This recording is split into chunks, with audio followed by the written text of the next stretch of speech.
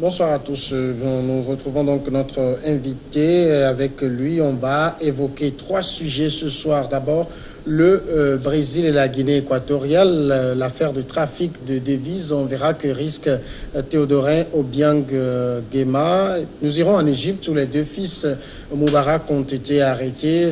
La justice, tout simplement, un acharnement. Et puis, on restera toujours dans le domaine de la justice entre la France et la Libye. Un proche de l'ex-président Nicolas Sarkozy inculpé de corruption passive. Mon invité, c'est Maître Éric Emmanuel Sosa, avocat au barreau de Lomé. Maître Sosa, bonsoir.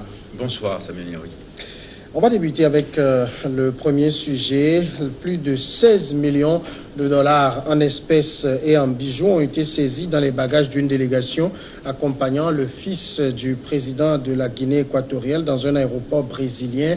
Annonce faite par plusieurs médias locaux samedi soir. D'après le site du journal Estado de Sao Paulo, la police fédérale brésilienne a saisi près d'1,5 million de dollars en espèces dans une valise et des montres de luxe d'une valeur estimée à 15 millions de dollars dans une autre.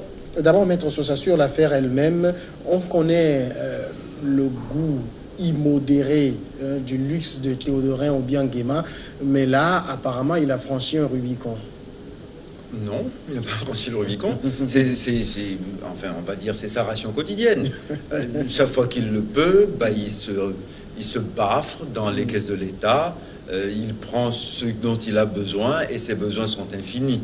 Et tant que les finances publiques équato-guinéennes peuvent supporter ces frasques, il ne se privera pas. Et maintenant, on sait à peu près ce que c'est. Il est devenu une espèce de caricature,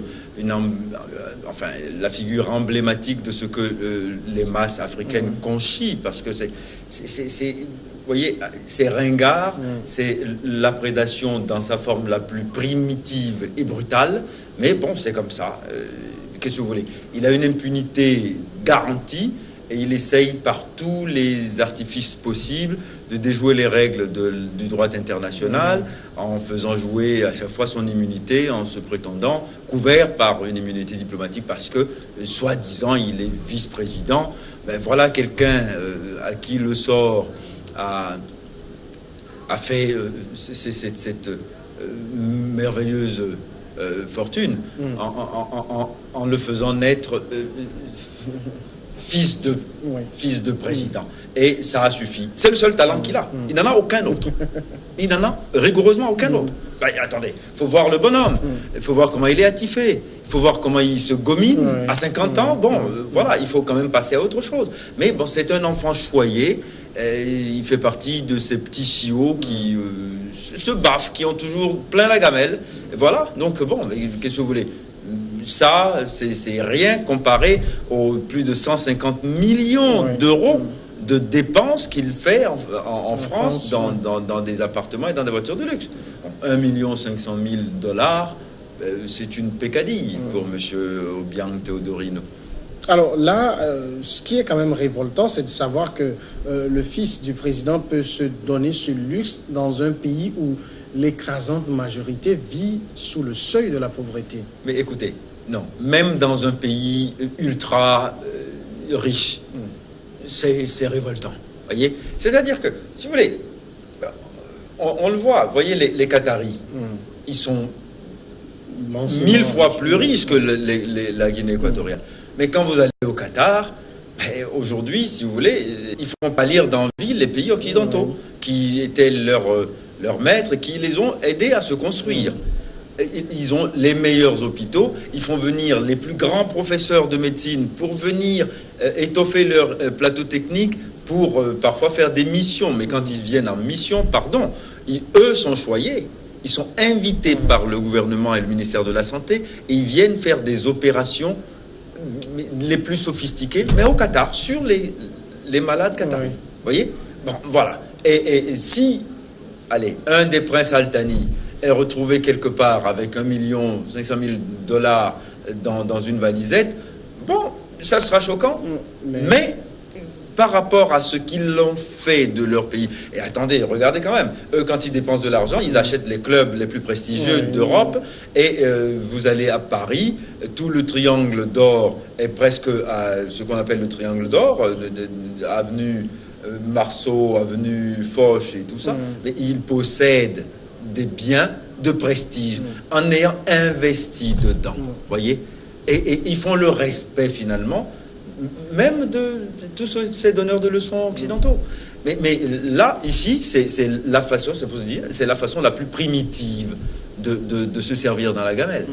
Alors là, de quoi peut-on l'accuser? Est-ce qu'il fait dans le trafic de devises, dans le blanchiment ou quoi exactement? Écoutez, non, ce n'est pas du blanchiment parce que pour lui, d'après les explications qu'ils ont données, ce serait pour aller payer ses frais de santé. Alors, il est probablement très malade pour avoir besoin pour une petite visite chez le médecin d'avoir sur lui 1,5 million en espèces. Et surtout de se faire accompagner de 11 personnes qui ne sont pas en mission officielle. D'accord? Donc, en fin de compte, vous voyez, ça veut dire... Comment qualifier ça? Non, c'est on va dire, le cash flow dont il a besoin pour aller passer quelques jours dans les boîtes de Sao Paulo et après aller faire une balade à Ipanema. C'est tout. Donc, écoutez, si même il était malade, sérieusement, et qu'il a besoin d'aller se faire soigner au Brésil, franchement, non mais c'est une honte que son père est au pouvoir depuis 39 ans, bientôt 40. Et lui et son vice-président, ils n'ont pas, avec cet argent-là, ils auraient pu construire des hôpitaux dans le pays. C'est 15 millions de dollars. Attendez, franchement, on peut construire une petite unité avec quand même quelques plateaux techniques intéressants. Hein? On pourrait avoir l'imagination fertile d'aller demander à un professeur de médecine de venir faire une consultation en Guinée équatoriale, même s'il est payé à, je sais pas, à 10 000 euros la visite, la consultation, ça coûte combien aux contribuables équato-guinéens? Alors que là, qu'est-ce qu'on voit? La prédation systématique. Et ça n'a aucune espèce de justification et d'excuse. On peut lui trouver... Je sais pas. Attendez, avant c'était les Occidentaux qui leur en voulaient. Maintenant c'est les Brésiliens? Non. Non. C'est choquant, c'est ad nauseam.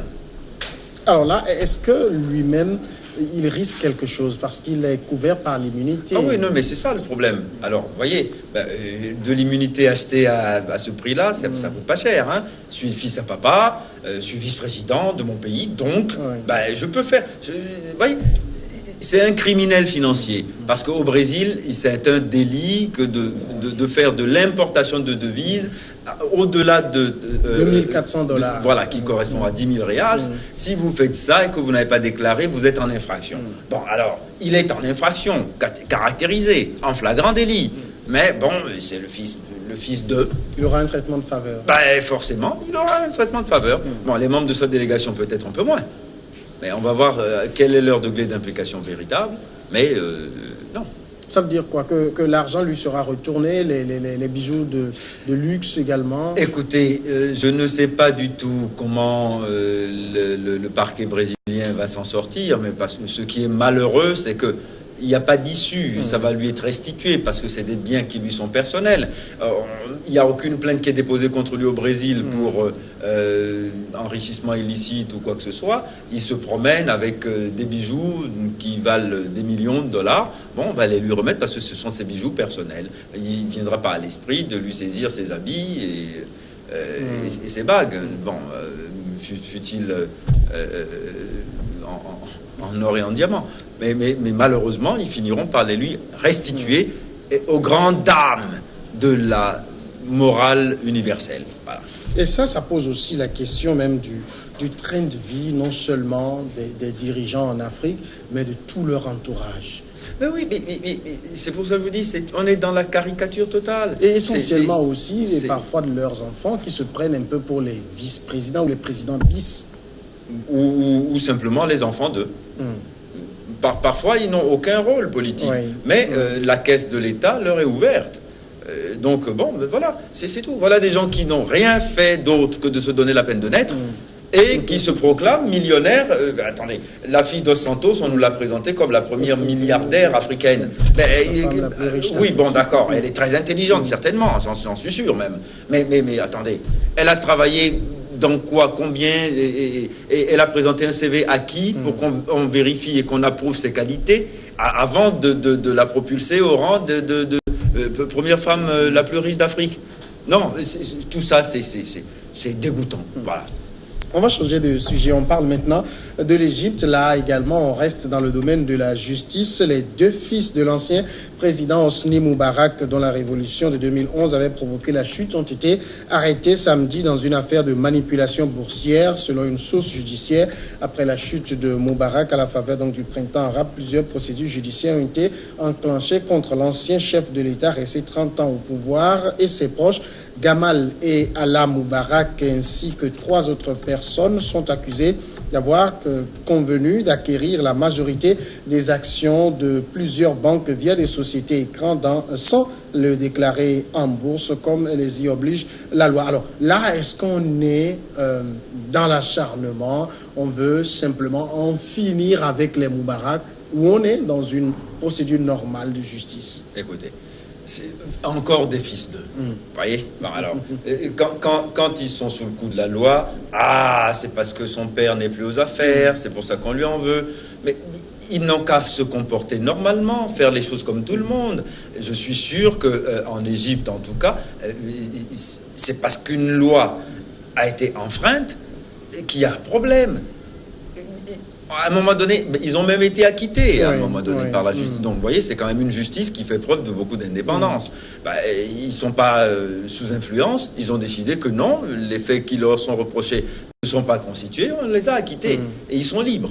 Et puis maintenant, patatras, comme c'est une habitude, il faut toujours trouver des arrangements avec la loi. Bon, on va acheter des parts de sociétés qui sont cotées en bourse en faisant en sorte que par le biais de sociétés écrans, on ne sache pas quelle est l'origine. Mais non, mais attendez, c'est une infraction.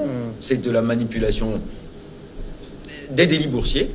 Et quand il s'agit de délits boursiers, c'est un délit. Et la loi égyptienne s'appliquera. Fussent-ils les enfants de Moubarak? S'ils étaient restés tranquilles en faisant leur affaire le plus honnêtement du monde, personne ne viendrait leur chercher quelque noise que ce soit. Mais on sait aussi qu'on se trouve sur un continent, même dans un monde où il est facile, à travers quelques manœuvres, de trouver dans des procédures qui peuvent être normales, quelques vices à coller à la personne. Oui, et quand on s'appelle Moubarak dans l'Égypte de Al-Sisi, on est forcément un peu plus surveillé que les citoyens lambda. Et c'est normal, parce qu'ils ont eu leur temps. Et de leur temps, ils étaient les seigneurs. D'accord, ils faisaient la loi. Donc maintenant, c'est autre temps, autre mœurs. Ils ont changé de camp. Il faut qu'ils comprennent cela. Et ils l'ont fait vivre à d'autres avant. Mais c'est la vie, ça c'est la loi de la vie. Et vous savez, il en est ainsi même dans les démocraties les plus attestées. Où quand vous perdez le pouvoir, vous perdez beaucoup d'avantages qui vont avec. Et quand vous avez la main trempée dans quelque chose, vous voyez, la tache noire se voit beaucoup plus vite que quand vous étiez au pouvoir où on pouvait fermer les yeux dessus. C'est tout. Donc là, il n'y a pas d'acharnement spécifique parce qu'il s'appellerait Moubarak. Non, ça, c'est une excuse toujours facile. Mais sinon, on ne ferait jamais rien. Vous comprenez? La justice ne fonctionnerait jamais. Si parce que à chaque fois c'est intuitu personné, on ne fait pas des lois intuitu personné, on fait des lois pour la généralité, et il y a toujours des personnes qui, à titre individuel, violent les lois. Alors quand on s'appelle Moubarak et qu'on a posé un acte qui est en infraction avec les lois de son pays, on est poursuivi, point final. Mais ce sont en même temps, où on peut aussi les considérer comme des adversaires à abattre aussi. Mais attendez, dites-moi, dans l'Égypte d'aujourd'hui, là, après, quand même, il y a eu des élections, Morsi est passé, et ensuite, il y a eu des troubles, et puis Al-Sisi est arrivé. Vous pensez vraiment que les Moubarak représentent quelque chose qui menace le pouvoir d'Al-Sisi aujourd'hui? Al-Sisi, aujourd'hui, il s'est fait une statue de pharaon. Vous voyez, c'est une pyramide à lui seul, aujourd'hui. Il maîtrise et l'armée, et l'économie, et quasiment tout le jeu politique égyptien. Les Moubarak, ils représentent Epsilon aujourd'hui. Alors, qu'est-ce qu'il a à aller leur chercher des noises? Sincèrement, Ils n'avaient qu'à se faire oublier, mais malheureusement, leur éducation ne leur a pas permis parce que c'est des enfants gâtés, que vous voulez. C'est comme ça. Simplement. On va changer aussi encore de sujet. On reste cette fois encore dans le domaine de la justice.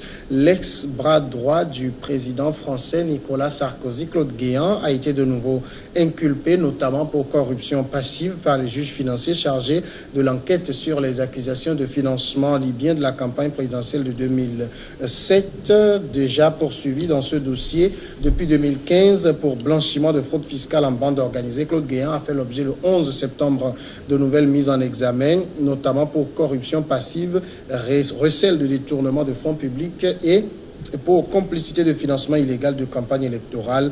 Alors là, il faut clairement dire, parce qu'on sait que Claude Guéant était très proche de Nicolas Sarkozy, qu'on se rapproche encore davantage du président Sarkozy.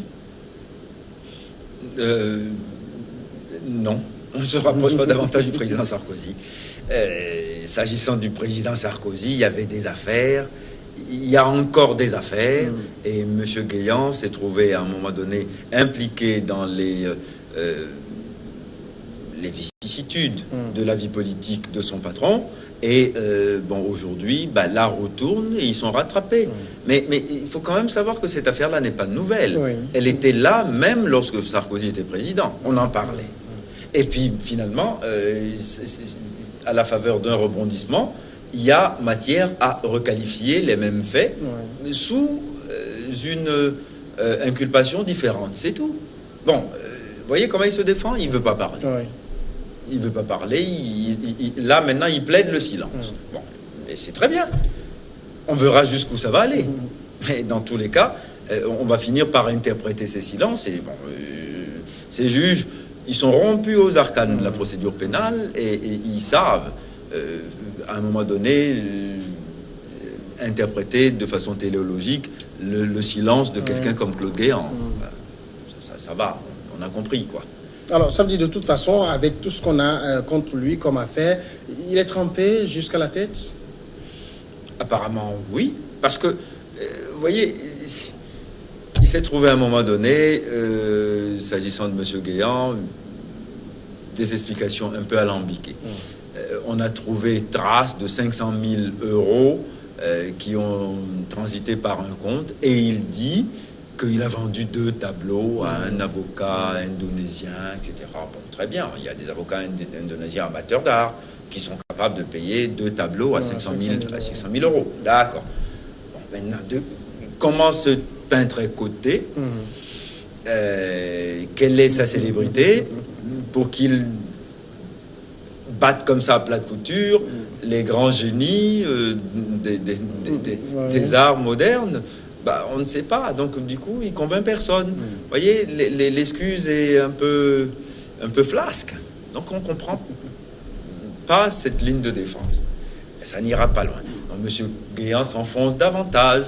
Mais tout ça est l'illustration de quelque chose. Il y avait, disons, une forme de délinquance à la tête de l'État. Vous voyez, on fait campagne en violant les règles et en faisant litière de certains principes, quitte à aller chez quelqu'un dont on disait publiquement qu'il était infréquentable, mais en allant quand même prendre son argent pour faire campagne, pour gagner en dépensant plus d'argent que les autres. Bon, c'est ça. C'est pas vu, pas pris. Mais quand on vous a vu, vous êtes pris. Donc c'est pas parce que c'est Sarkozy que c'est... Non, il y a eu après Sarkozy François Hollande. Oui.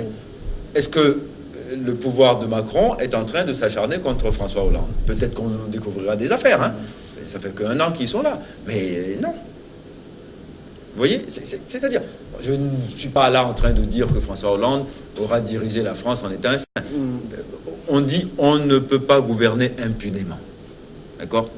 Dès l'instant que vous commettez dans l'action de gouverner, forcément, il vous est toujours reproché quelque chose. Il y a toujours quelque chose que vous avez mal fait. Bon, on est d'accord là-dessus. Mais c'est pas parce qu'il s'appelle Sarkozy qu'il y a de l'acharnement. C'est parce qu'il y a des faits. Si ces faits-là n'avaient pas existé, attendez, les histoires de téléphone, Oui. D'enregistrement, ou de Paul Bismuth, etc., les histoires de Madame Bettencourt, etc., et c'est des faits qui ont existé. Il est normal qu'on les instruise et qu'on aille jusqu'au bout. Alors, N'en déplaise à M. Sarkozy. est-ce que Claude Guéant, vous pensez qu'il va être, enfin qu'il est aujourd'hui dans une logique de couvrir son ancien mentor? Forcément, parce que si la digue Guéant lâche, il est balayé dans cette affaire.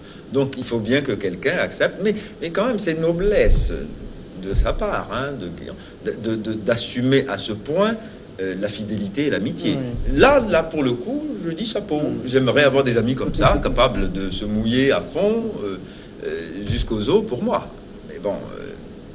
Mais ça a un prix. S'il le fait, c'est qu'il sait peut-être que lui-même, il est mouillé. Oui. Il a participé à des choses. Forcément.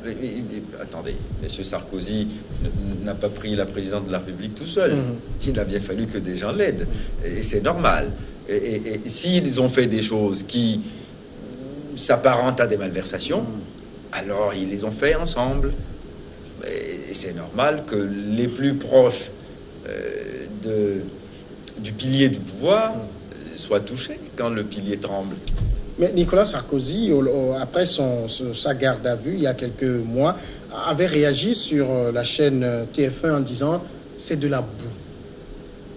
Oui. Oui. C'est du Sarkozy tout craché. Mais oui, c'est de la rhétorique sarkozienne. Il faut banaliser ça, il faut avilir le vis-à-vis, l'interlocuteur, lui trouver des bassesses. Voilà. Donc, dire que c'est de la boue, c'est un peu facile aussi. Oui, c'est de la boue. Quand la politique est faite comme ça, elle est boueuse. Ouais. C'est de la boue, mais c'est de la boue plutôt de sa facture. C'est lui qui l'a faite, d'abord. Vous pensez qu'un jour ou l'autre, Nicolas Sarkozy sera atteint? Il essaye, avec un certain talent, de slalomer. Il est avocat. Oui, mais ça ne suffit pas, vous savez, ça ne suffit pas. Il connaît bien les rouages de la justice. Ça ne suffit pas. Non, pas du tout. Mais vous savez, à force, un jour, on finit toujours par se faire prendre, mais pas par le côté où on ne voyait pas venir. Donc, non. Ça aussi, il faut y faire attention. Non, vous savez, un jour ou l'autre, la vérité finira par sortir. Mais il va utiliser tous les instruments disponibles pour essayer de se faire blanchir. Ouais. Et c'est normal, c'est logique. Il n'acceptera jamais. Bon, Jacques Chirac, en un temps, a eu cette grandeur en acceptant une condamnation, en ne faisant pas appel. L'histoire retiendra qu'il a été plus grand président que son successeur. Mais l'image d'un ancien président français qu'on traîne en justice... Qu'on traîne en justice. C'est cette présentation de la chose qui à chaque fois, m'effare un tout petit peu. Qu'on traîne en justice. Non, un président de la République, en poste ou après son mandat, devient un justiciable normal. Il n'est pas au-dessus de la loi. Il est au-dessus de la loi uniquement pour les actes relevant de sa fonction pendant qu'il l'exerce. Parce que si on ne faisait pas ça, il n'y aura plus de présidence possible, il n'y aura pas de pouvoir tangible. Donc, ça, la loi a pourvu à ça, à cette espèce d'immunité efficace et nécessaire.